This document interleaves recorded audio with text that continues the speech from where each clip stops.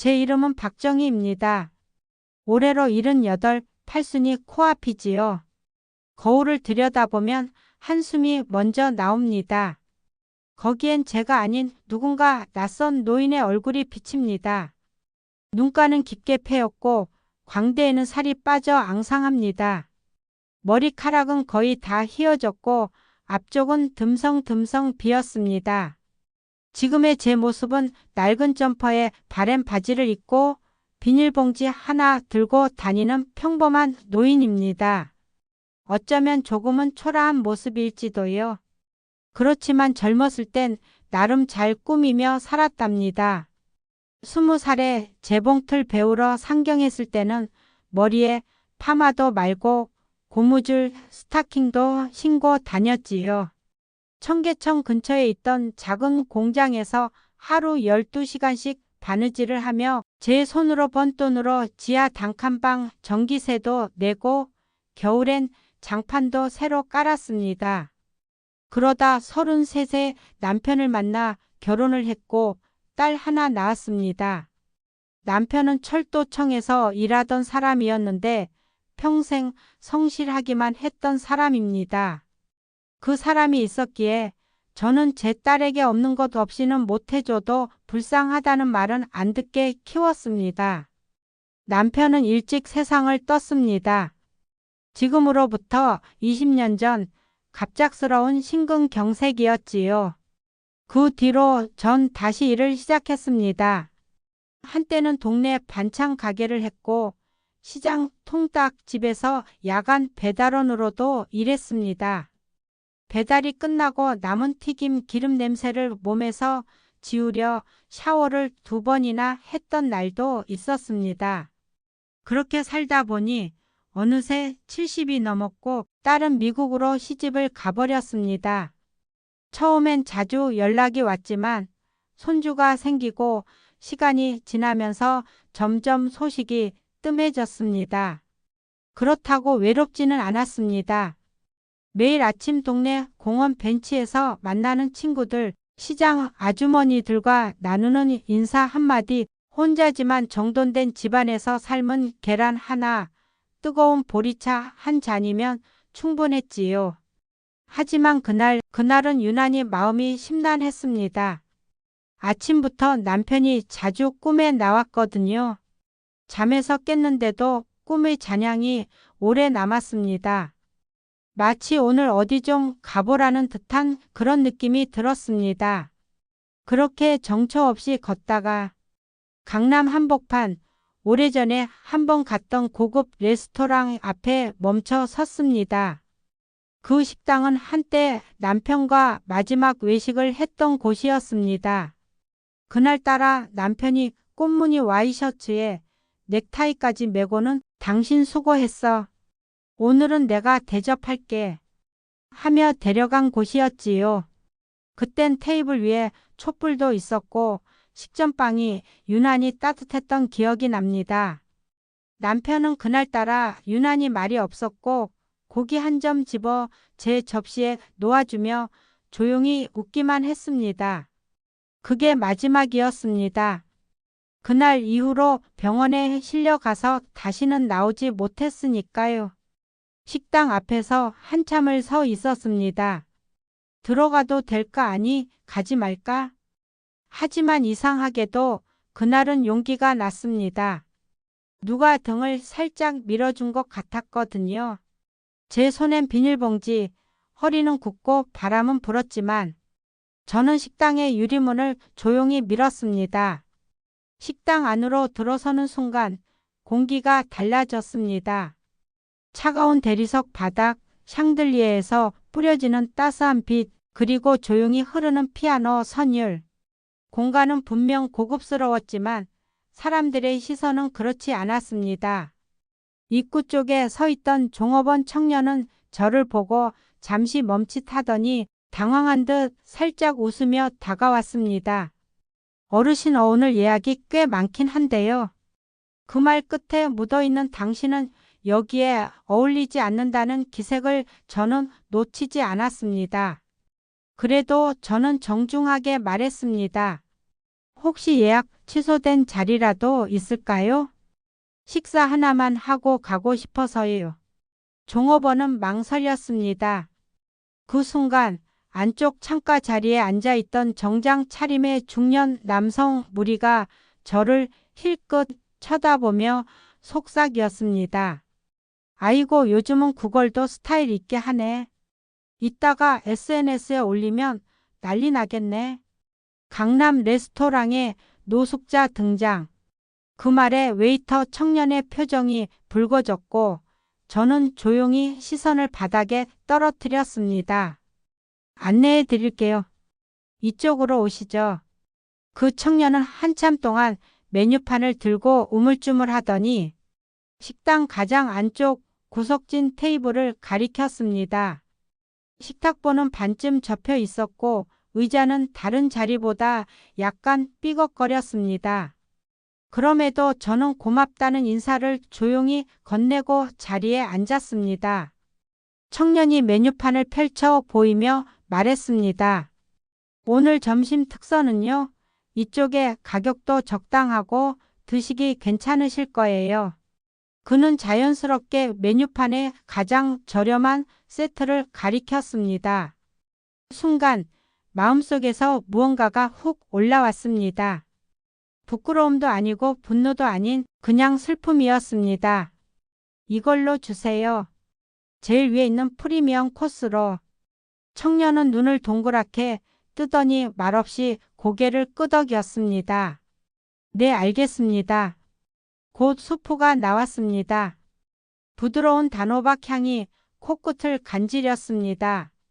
저는 천천히 수저를 들어 한 숟갈 떠 넣었습니다. 아, 이 맛. 남편이 살아있던 시절 결혼 30주년 기념일에 먹었던 바로 그 맛이었습니다. 그리고 샐러드. 싱싱한 채소 위에 연어가 곱게 놓여 있었고 하얀 접시에 작은 꽃잎 한 장이 떨어져 있었습니다. 스테이크가 나왔습니다. 그 위에는 버섯 크림 소스가 부드럽게 흐르고 있었고 잘 익은 고기에서는 김이 모락모락 피어올랐습니다. 고기를 썰며 손이 떨렸습니다. 어느새 제 눈가엔 눈물이 고이고 있었습니다. 괜히 왔나? 아니야. 그냥 한 끼 따뜻하게 먹고 가는 거야. 주변 테이블에서는 여전히 힐끗힐끗, 속닥속닥. 누군가는 아예 대놓고 휴대폰을 꺼내 사진을 찍으려다. 종업원의 눈치를 보고 슬며시 내려놓았습니다. 와인이 나왔습니다. 잔을 조심스레 들어 입술에 살짝 댔습니다. 와인의 향이 코를 타고 올라오며 묘한 감정을 자극했습니다. 참 이상하지, 이 작은 한 잔에 그리움이 담기다니. 제가 첫 잔을 비우고 있을 때 아까부터 저를 힐끗거리던 여성 두 명이 웃으며 수군거렸습니다. 어머, 진짜 주문했네? 와인까지 시켰어. 완전 퍼포먼스네. 대박. 한순간 온몸이 얼어붙는 느낌이었습니다. 그러나 저는 모른 척 그저 앞접시 위에 남은 올리브를 천천히 집었습니다. 저기요. 익숙한 목소리가 들렸습니다. 윤수였습니다. 그 청년 종업원. 디저트는 티라미수와 유자 케이크가 있는데 어떤 걸로 하시겠습니까? 저는 가만히 웃으며 말했습니다. 그냥 그날 남편이 고른 걸로 주세요. 청년은 고개를 갸웃했지만 말없이 고개를 끄덕였습니다. 곧 달콤한 유자 향이 퍼지는 케이크가 나왔고 포크를 들었을 땐 이미 눈물 한 줄기가 뺨을 타고 흘러내렸습니다. 그때까지도 아무도 제가 누구인지 몰랐습니다. 그저 낯선 노인일 뿐이었지요. 그러나 식사는 끝났고 계산의 순간이 다가오고 있었습니다. 디저트를 먹는 동안 저는 계속 창밖만 바라보았습니다. 식당 밖에는 고급 외제차들이 줄지어 서 있었고 양복을 빼입은 사람들이 들어오고 나가기를 반복했습니다. 그들 중 누군가는 제가 식당 안에 있는 걸 보고 눈을 찌푸리기도 했습니다. 하지만 저는 창밖으로 내리는 햇살에 눈을 가늘게 뜨며 세상이 여전히 아름답다는 생각을 했습니다. 제가 입고 있는 낡은 회색 외투는 사실 남편의 유품이었습니다. 남편이 겨울마다 입던 외투였지요. 아무리 세탁을 해도 왠지 그 사람 냄새가 남아있는 듯한 느낌이 들어 저는 외출할 때마다 그 옷을 입고 나섭니다. 포크를 들고 있던 손이 잠시 멈췄습니다. 생각해보니 오늘이 남편 기일이었습니다. 그래서 꿈에 나왔던 걸까요? 괜히 마음이 더 뭉클해졌습니다. 그때 누군가 식당 문을 열고 들어왔습니다. 젊은 여성 2명이었고 명품백을 들고 샤랄라한 원피스를 입고 있었습니다. 그들은 식당 안을 둘러보다가 저와 눈이 마주치자 피식 웃더니 작은 목소리로 말하더군요. 저기 앉아있는 할머니 봤어? 완전 우리 동네 재활용 줍는 분 같지 않아? 근데 와인까지 시켰어. 대박. 저는 눈을 감았습니다. 이해하려 했습니다. 그들도 아직 삶을 잘 모를 나이일 테니까요. 사람의 깊이나 사연은 겉으로 보이지 않는다는 걸 아직은 모를 수도 있겠지요. 종업원 윤수가 조심스레 물컵을 채우러 다가왔습니다. 그는 제 빈 접시를 치우며 조심스럽게 말했습니다. 어르신 와인 괜찮으셨나요? 저는 고개를 천천히 끄덕였습니다. 네, 아주 좋았어요. 마지막으로 남편과 나눈 와인 맛이었거든요. 윤수는 고개를 들며 눈을 동그랗게 떴습니다. 아, 그러셨군요. 그는 말없이 빈잔을 내려놓고는 조용히 물러났습니다. 그 태도가 참 고마웠습니다. 단 한 번도 저를 이상하게 바라보지 않았던 식당 안에서 유일한 사람이었으니까요. 식당 안은 여전히 조용했지만 저는 점점 사람들이 저를 보며 뭐라 중얼거리는 소리를 들을 수 있었습니다. 블랙카드 쓸 수 있긴 한 거야? 직원이 난처하겠네. 근데 저 할머니 눈빛이 이상하게 단단해. 그들은 몰랐습니다. 저는 그들의 그런 시선이 익숙합니다. 살아오며 수없이 받았던 시선들이니까요. 하지만 지금의 저는 예전처럼 분노하거나 속상해하지 않습니다. 그저 조용히 제 방식대로 한 끼 식사를 마치려는 중일 뿐이니까요. 조금 뒤 계산 시간이 다가왔습니다. 그리고 저는 조용히 지갑을 꺼냈습니다. 바로 그때였습니다. 비닐봉지 가장 안쪽에 있는 낡은 갈색 가죽 지갑. 이 지갑도 남편이 생전에 사용하던 것이었습니다. 아직도 손때가 그대로 묻어 있어 저에게는 단순한 물건 그 이상이었지요. 지갑 속에서 조심스럽게 꺼낸 것은 무광 블랙 색상의 메탈 카드였습니다. 한때 금융지인에서 상위 0.1% 전용이라는 제목으로 기사가 날 만큼 희귀한 카드지요. 제 이름이 새겨진 그 카드는 지갑 속에서 늘 조용히 자리를 지키고 있었고 오늘 처음 세상 밖으로 나왔습니다. 저는 카드를 조용히 종업원 윤수에게 건넸습니다. 이걸로 부탁드릴게요. 그의 손이 멈칫했습니다. 카드를 받은 순간 그는 순간적으로 카드 앞면을 한 번 더 확인했습니다. 그의 눈이 잠시 커졌다가 곧 정색으로 돌아갔습니다. 표정은 최대한 감정을 숨기려 했지만 그의 눈동자는 작은 논란과 혼란을 감추지 못하고 있었습니다. 예, 어르신. 금방 결제 도와드리겠습니다. 그는 조심스레 뒤돌아 카운터 쪽으로 향했습니다. 그 장면을 유심히 지켜보던 손님 한 명이 혀를 차며 말했습니다. 에이, 설마 진짜겠어?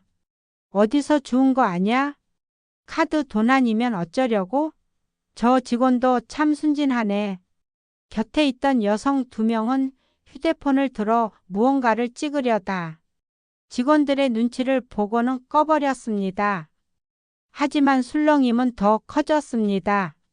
주방에서 일하던 직원들까지 고개를 내밀고 카운터 근처에 다가간 윤수의 손을 바라보았습니다. 그리고 바로 그 순간 식당 입구 쪽에서 누군가 급히 들어왔습니다. 검정 바지를 입은 30대 후반쯤 된 여성이었습니다. 깔끔한 정장에 얇은 노트북 가방을 메고 있던 그녀는 주변을 둘러보다가 카운터 쪽 윤수를 향해 눈을 돌리더니 카드 단말기에 찍히는 제 이름을 보고 그대로 얼어붙었습니다. 박정희? 혹시 박정희 선생님? 그녀는 제 쪽을 쳐다보더니 입을 틀어 막았습니다. 세상에, 정말 선생님이세요? 식당 안은 갑작스럽게 조용해졌습니다. 와인잔을 들던 손이 멈췄고 포크를 내려놓던 소리가 유독 크게 들렸습니다. 그녀는 저에게 다가와 조심스럽게 인사했습니다. 저 혹시 기억하시겠어요? 2009년에 선생님께 IR 발표 드렸던 솔티나인 스타트업이요. 그때 제가 막내 팀장이었습니다. 저는 그녀의 얼굴을 찬찬히 바라봤습니다. 어렴풋한 기억 속의 이미지와 겹치는 눈빛. 네, 기억납니다.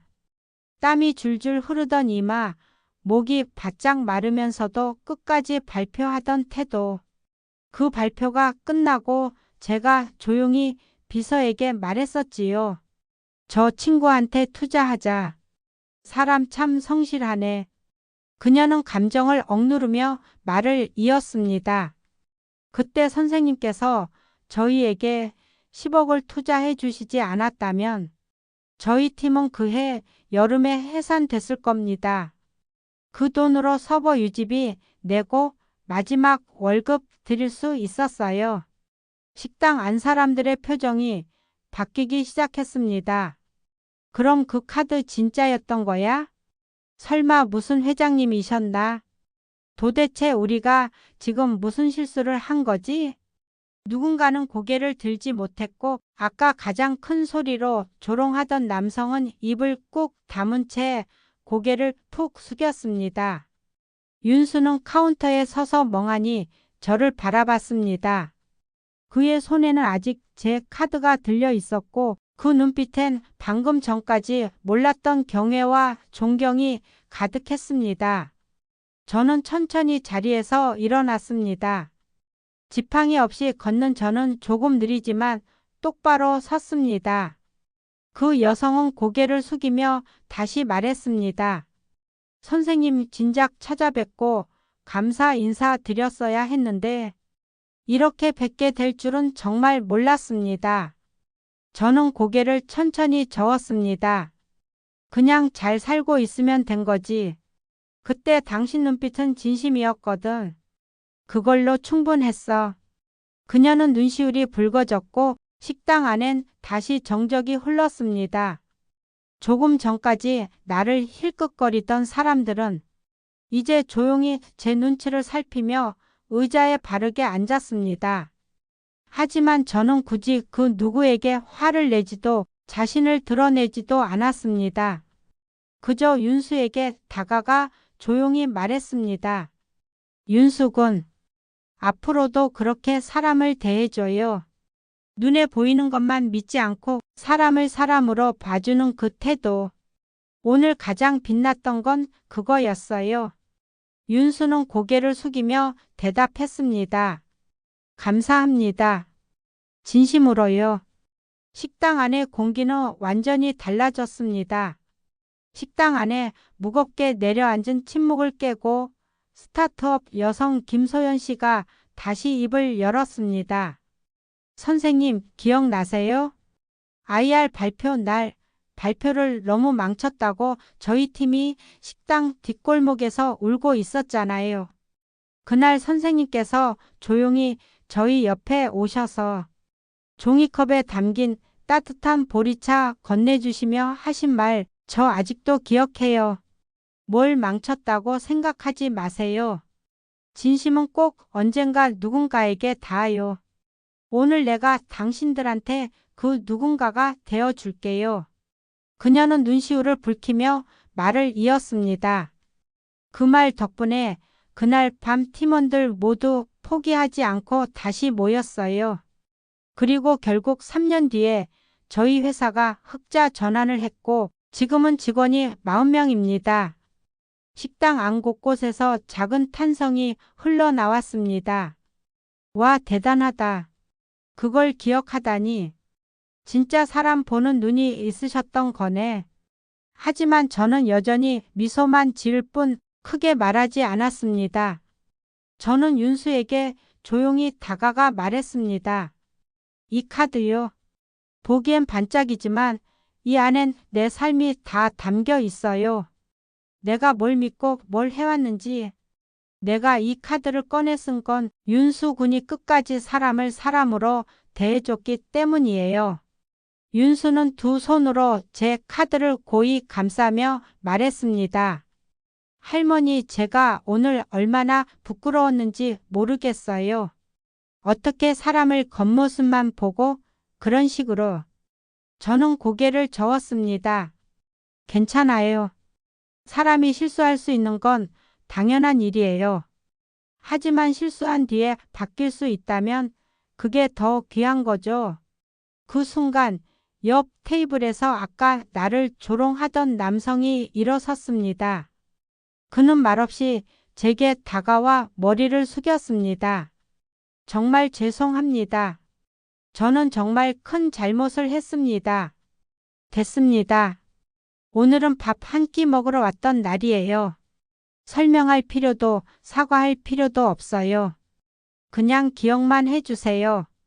그가 다시 고개를 숙였고 식당 전체의 분위기가 바뀌어 있었습니다. 누구도 더 이상 말하지 않았고 모두가 자신을 되돌아보는 듯한 눈빛이었습니다. 저는 윤수에게 마지막으로 인사를 건넸습니다. 언젠가 꼭 당신이 사람을 진심으로 대했던 이 하루가 당신 인생의 전환점이 되길 바랍니다. 그리고 천천히 문을 향해 걸어 나갔습니다. 그 순간 누군가 문을 열어주었고 식당 안에서는 누구도 웃지 않았지만 대신 누구도 고개를 숙이지 않았습니다. 윤수는 식당 문이 닫히는 마지막 순간까지 두 손을 모으고 저를 배웅했습니다. 식당 문을 나서는 순간 눈부신 햇살이 얼굴을 감쌌습니다. 잠시 눈을 가리고 멈춰 섰습니다. 한참 동안 차가운 실내에 앉아 있었던 탓인지 햇살이 유난히 따뜻하게 느껴졌습니다. 제가 방금 있었던 그 공간은 겉으로 보기엔 여느 고급 식당과 다를 바 없었습니다. 하지만 그곳에서 벌어진 일은 제 인생에서도 손꼽을 만한 순간이었지요. 저는 천천히 골목 쪽으로 발걸음을 옮겼습니다. 구부정한 허리, 다소 불편한 발걸음이었지만 그날만큼은 몸이 가볍게 느껴졌습니다. 식당 유리창 너머로 보이는 윤수의 얼굴은 아직도 문 쪽을 향해 있었습니다. 그 눈엔 어떤 말보다 진심이 담겨 있었습니다. 그 아이의 그 표정 하나만으로도 오늘 내게 쏟아졌던 시선과 말들이 전부 씻기는 것 같았습니다. 저는 주머니 속에서 삶은 계란 하나를 꺼냈습니다. 그건 아침에 집에서 챙겨온 두 알 중 하나였습니다. 시장에서 묶음으로 산 계란이었고 누렇게 익은 껍질은 손끝으로 살짝 눌렀을 때 따뜻했습니다. 나는 혼잣말처럼 중얼거렸습니다. 오늘 참 뜻깊은 한 끼였네. 지하철역까지 가는 길은 그리 멀지 않았습니다. 좁은 인도에 사람들이 바삐 지나가고 누군가는 스마트폰을 보며 웃고 누군가는 이어폰을 끼고 고개를 끄덕이며 걷고 있었습니다. 그들 속을 지나며 저는 생각했습니다. 아무도 날 모른다. 하지만 나는 이 세상을 조금 더 알고 있다. 문득 몇 년 전 쓰레기통 옆에 앉아 컵라면을 먹고 있던 젊은 청년이 떠올랐습니다. 그때도 주변 사람들은 외면했지만 저는 손에 들고 있던 따뜻한 보리차를 건네며 묻고 싶었지요. 괜찮니? 지금 가장 필요한 게 뭐니? 그때 그 청년은 손사래를 치며 말했습니다. 괜찮아요. 안 죽어요. 오늘도 버티면 되니까요. 그리고 그날 저녁, 저는 익명으로 그 골목 근처 복지센터에 기부를 했습니다. 그 청년은 결국 취업했고, 그 후 저에게 긴 편지를 보냈습니다. 그날 아주머니가 저를 봐줬잖아요. 그 눈빛 하나가 저에겐 세상을 버티게 만든 유일한 말이었어요. 사람은 그런 겁니다. 작은 친절 하나가 누군가에겐 인생 전체가 될 수 있는 법이죠. 식당에서의 그 한 끼도 마찬가지였습니다. 제겐 단순한 식사였지만 윤수에겐 앞으로 평생 기억될 장면이 되었을 겁니다. 그리고 그 식당 안에 있던 수많은 사람들 역시 오늘 하루 자신을 돌아보는 계기가 되었기를 바랄 뿐입니다. 복수란 크고 거창한 게 아닙니다. 그저 자신을 끝까지 지키는 것. 상대에게 당신이 틀렸다는 걸 굳이 말하지 않아도 그들이 스스로 깨닫게 하는 것. 그게 진짜 복수고 진짜 통쾌함입니다. 그날 밤 저는 작은 일기장을 꺼냈습니다. 2025년 7월 18일 강남 레스토랑 한 끼 식사 삶은 계란 하나 그리고 인간에 대한 작은 믿음. 나는 펜을 내려놓고 창문을 열었습니다. 방 공기가 살짝 서늘했지만 기분 좋은 감촉이었습니다. 멀리서 누군가의 웃음소리가 들렸고 고양이 한 마리가 담벼락을 지나가는 게 보였습니다. 그리고 나는 중얼거렸습니다. 당신이 옳았어요. 끝까지 나 자신을 지켜야 했어요. 그 당신은 남편이었을 수도 있고 오랜 시간 제 삶 속에서 만나온 조용한 친절을 건네던 모든 사람들이었는지도 모릅니다.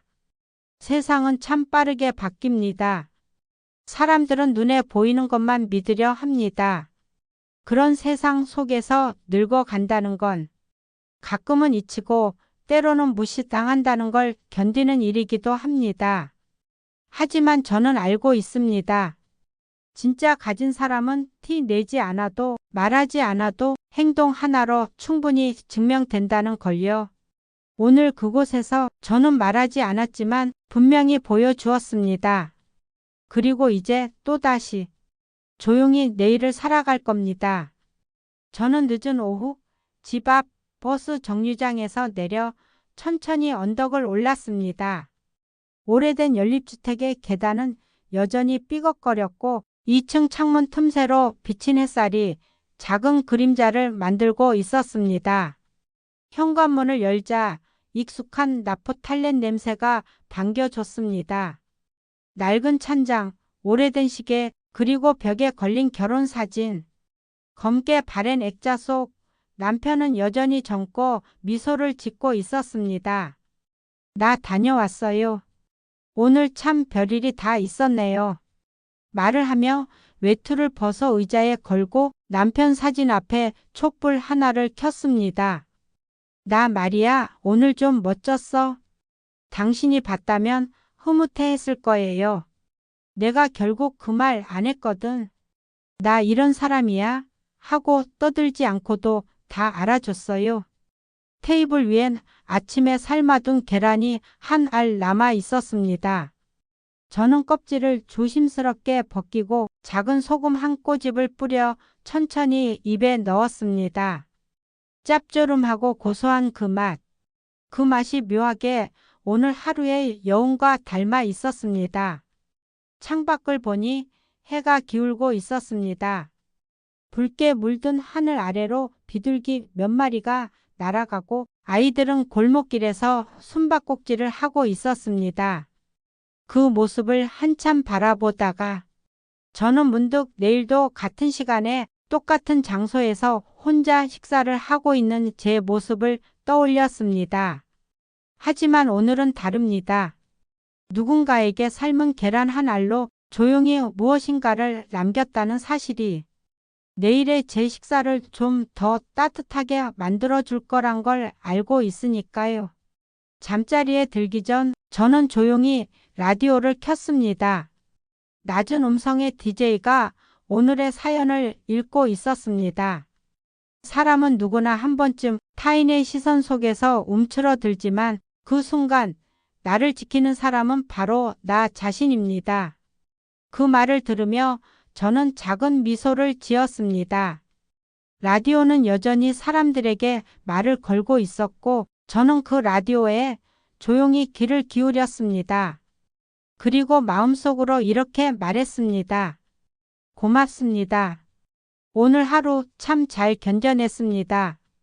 불을 끄고 이불을 덮는 순간 제 머리맡엔 여전히 따뜻한 봄바람이 스며들었습니다. 다음 날 아침 여느 때처럼 저는 평범한 하루를 시작했습니다. 작은 알람시계의 째깍거림, 보리차 끓는 냄새, 창문 틈 사이로 비치는 햇살.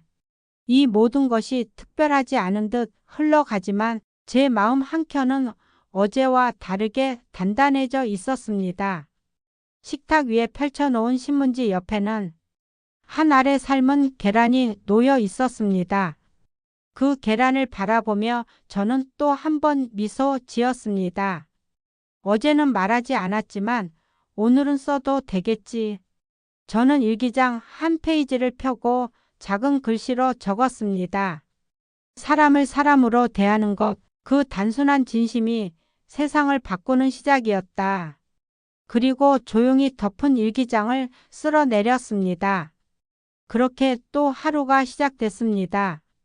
누군가에게 조용히 기억될 오늘이 제겐 또 다른 반전의 날이 될지도 모릅니다. 하지만 그 어떤 날이 오더라도 저는 오늘처럼 천천히 묵묵히 그리고 품격 있게 살아갈 겁니다.